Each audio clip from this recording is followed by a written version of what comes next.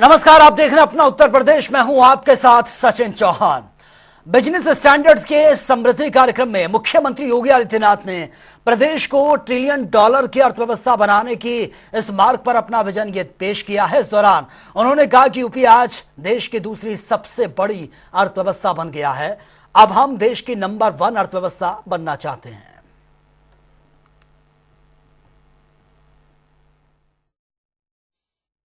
जो सकारात्मक वातावरण आज उत्तर प्रदेश के अंदर बन पाया है।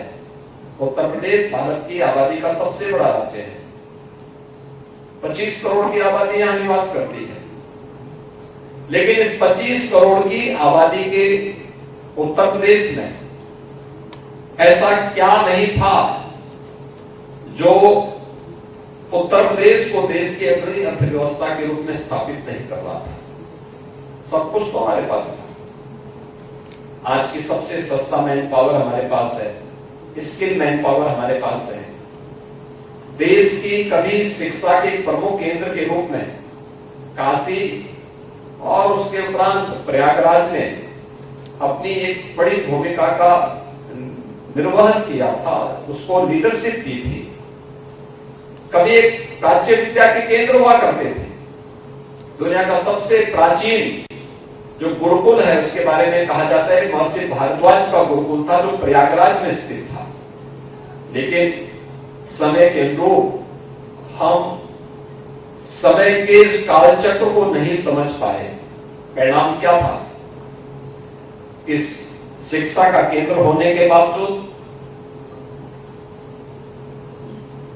स्किल मैन पावर होने के बावजूद, सबसे उपजाऊ भूमि होने के बावजूद और दुनिया का सबसे अच्छा जल संसाधन होने के बावजूद भी हम पिछड़ गए। कारण एक ही है कि हमने समय की गति को नहीं पहचाना। हम उस गति से अपने आप को 2 कदम आगे रखने में कहीं ना कहीं भटक गए थे और परिणाम हम सबके सामने है। तो चलिए आगे बढ़ते हैं बड़ी खबर के साथ। और बहराइच से ये बड़ी खबर है। बहराइच हिंसा से जुड़ी बड़ी अपडेट। मामले में इलाहाबाद हाईकोर्ट ने सुनवाई की है। कोर्ट ने दोनों पक्षों को सुना, दोनों पक्षों की दलीलों को सुना है और 4 नवंबर को अब इस मामले में अगली सुनवाई होनी है। दोनों पक्षों को दस्तावेज पेश करने के आदेश भी दिए हैं और अगली जो तारीख है वो भी डिक्लेयर कर दी गई है, यानी कि 4 नवंबर को अब इस पूरे मामले की अगली सुनवाई होनी है।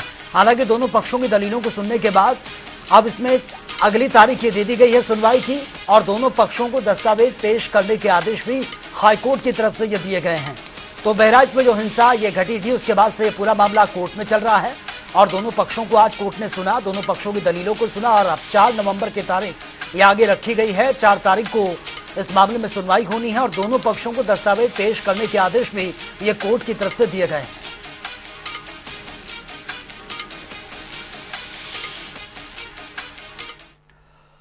चलिए आगे बढ़ते हैं। यूपी में 9 सीटों पर उपचुनाव होने वाले हैं और उसको लेकर पूरे प्रदेश का सियासी पारा इस वक्त हाई लेवल पर है। वहीं सपा कांग्रेस के गठबंधन में सब कुछ ठीक नजर नहीं आ रहा है। पहले यह जानकारियां सामने आ रही थी कि सभी 10 सीटों पर होने वाले उपचुनाव में सपा कांग्रेस को सिर्फ 2 सीटें ही देने को तैयार है, लेकिन अब कांग्रेस की सीट मानी जा रही है फूलपुर सीट से। सपा प्रत्याशी मुश्तबा सिद्दीकी ने अपना नामांकन वहां से भर दिया है। साथ ही उन्होंने कहा कि अगर उन्हें हाईकमान का आदेश आता है और नामांकन वापस लेने के लिए कहा जाएगा तो वो इसका पालन जरूर करेंगे। उसको लेके मैं सारे साथियों का, अपने पार्टी के कार्यकर्ताओं का और पूरी जनता के प्रति आभार व्यक्त करता हूँ जिन्होंने इतना स्नेह, इतना प्यार हमको देने का काम किया आज। और सबसे पहले तो हम अपने राष्ट्रीय अध्यक्ष माननीय अखिलेश यादव के प्रति आभार व्यक्त करता हूँ जिन्होंने हमें इस काबिल समझ कर और यहाँ चुनाव लड़ाने का फैसला किया। इंडिया गठबंधन से कांग्रेस का प्रत्याशी खड़ा करने की बात यहाँ पर आज हो रही थी, किस तरीके से आप उसको मानते हैं? इंडिया गठबंधन ये भाजपा की और हमारे जो खिलाफ है उनकी साजिश है। इसलिए कभी रात में 12 बजे रात फोन आया था, आज सुबह भी 8 बजे फोन आया था उनका, शेखर बावनों जी का और उनके तिवारी जी का, दुबे जी का, सभी का फोन आया था कि विधायक जी आपने हमसे बताया नहीं तो हम आप लोगों के उसमें रहते। गठबंधन में उनके सारे बड़े नेता कहना है कि नहीं आप ही लड़ेंगे, आप ही का हक बनता है और ये जो प्रचार हो रहा है सब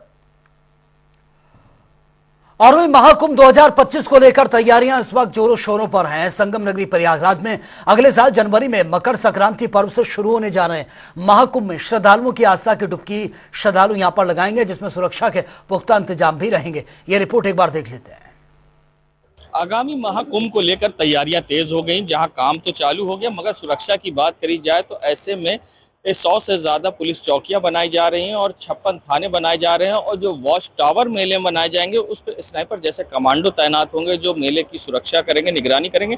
हमारे साथ महाकुंभ मेला एसएसपी राजेश द्विवेदी जी, हम उनसे बात करेंगे। सर, किस तरह से मेले की सुरक्षा होगी? कमांडो तेज तर्रार होंगे, स्नाइपर जैसे वॉच टावर पर तैनात होंगे, साथ ही मेले में कौन सी एजेंसियां होंगी, क्या खास व्यवस्था होंगी, कितने थाने, कितने पुलिस चौकियां होंगी और एआई का क्या प्रयोग होगा? देखिए, सर्वप्रथम आपको बता दूं, हमारे मेला क्षेत्र में विगत कुंभ की अपेक्षा 25% क्षेत्रफल में वृद्धि हुई है। 3200 हेक्टेयर की जगह इस समय 4000 हेक्टेयर में मेला क्षेत्र होगा। 22 पॉन्टून ब्रिज थे वो 30 होंगे, 20 सेक्टर थे वो 25 होंगे। इसी प्रकार जो सुरक्षा के लिए पुलिस बल हमें चाहिए, जो पैरामिलिट्री फोर्स चाहिए, उसमें वृद्धि की गई है। वॉच टावर में भी वृद्धि की गई है। तो अभी जैसा कि आप देख रहे हैं कि नदी का स्तर अभी नीचे नहीं गया है, तो बहुत सारे हमारे जो योजनाएं हैं कि कहाँ पर क्या बनाया जाएगा, ये अभी फाइनल नहीं हुआ है। हमारी योजना है कि 56 थाने और 155 चौकियाँ बनेंगी, लेकिन वो कहाँ होंगे जब तक कि पानी पूरी तरह से वापस नहीं चला जाता है, वो हम तय नहीं कर पाएंगे। इसी प्रकार सुरक्षा के लिए हम कहाँ पर क्या लगाएंगे, किस प्रकार की फोर्स लगाएंगे, ये भी अभी प्लानिंग स्टेज पे है।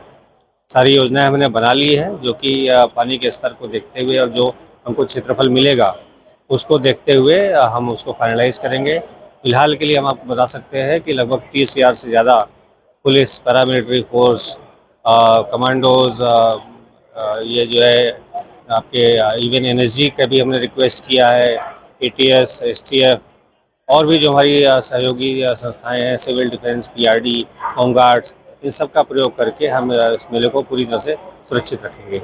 सीसीटीवी किस तरह से निगरानी करेगी? एआई सबसे बड़ा इस बार अहम रोल निभाएगा मेले में। क्राउड मैनेजमेंट को लेकर क्या होगा? जैसा मैंने आपको बताया कि चूंकि अभी हम काफ़ी सारे एरिया के बारे में डिसाइडेड नहीं है कि वो कौन से रोड्स किधर की तरफ जाएंगे और क्या हमारी योजनाएं बनेंगी, लेकिन जो प्लानिंग है अभी तक की वो ये है कि सभी हमारे महत्वपूर्ण मार्गों पर, साथ ही साथ जो महत्वपूर्ण स्थल हैं, महत्वपूर्ण घाट हैं, वो सीसीटीवी से आच्छादित होंगे। उसमें से कई सारे कैमरा एआई से लैस होंगे, ताकि हम जो श्रद्धालुओं की जो संख्या है उसके विषय में, जो उनका ट्रेंड है, जो बिहेवियर है, जो मूवमेंट है, उसके विषय में हम उनको देख करके ही समझ जाएं जो क्या स्थिति है और अपना रिएक्शन उस हिसाब से तैयार करें।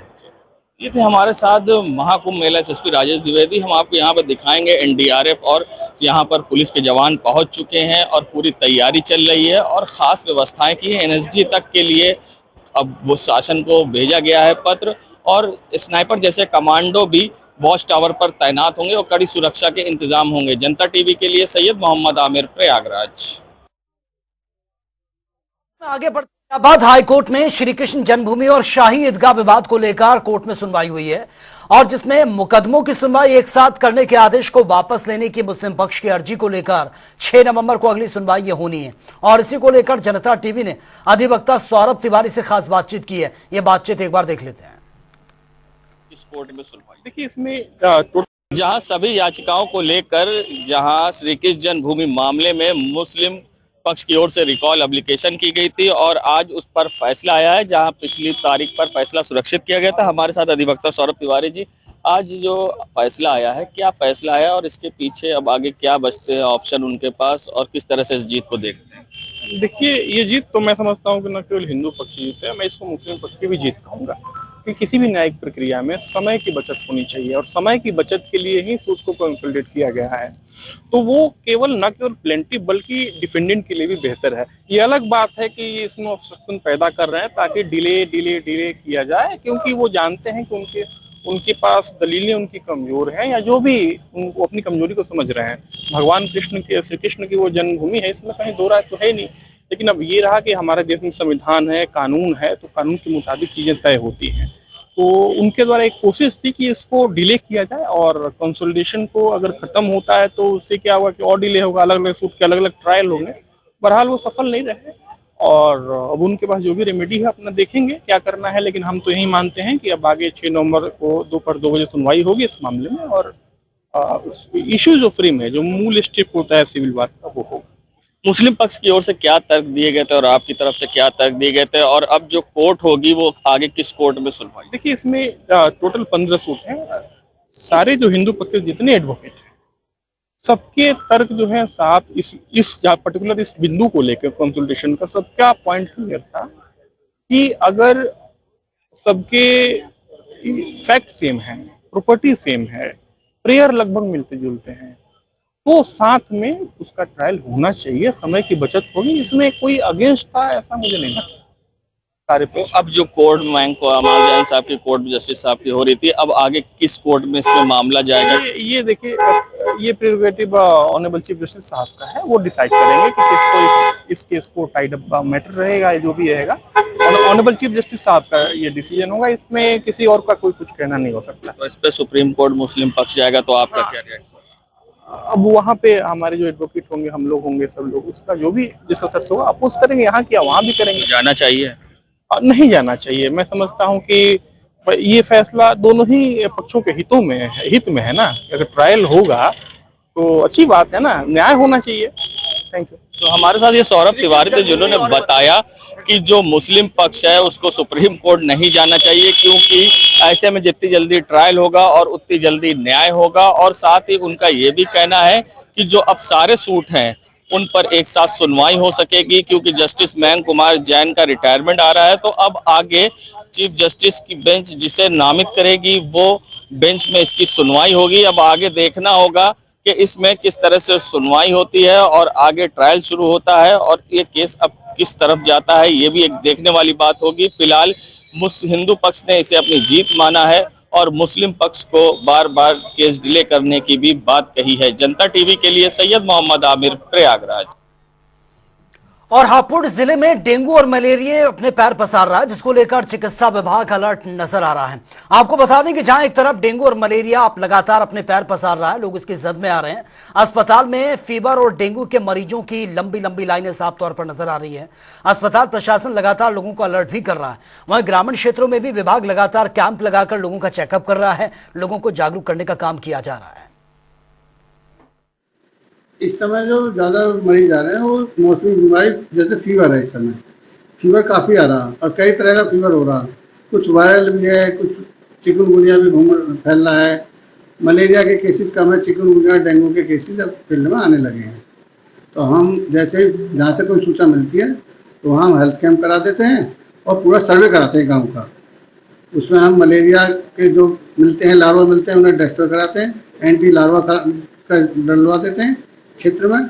और जो भी पानी इकट्ठा हो रखा सोर्सेज हैं उसे हम डेस्ट्रॉय करा, वहाँ एंटी लार्वा डलवा रहे हैं और फॉगिंग करा रहे हैं।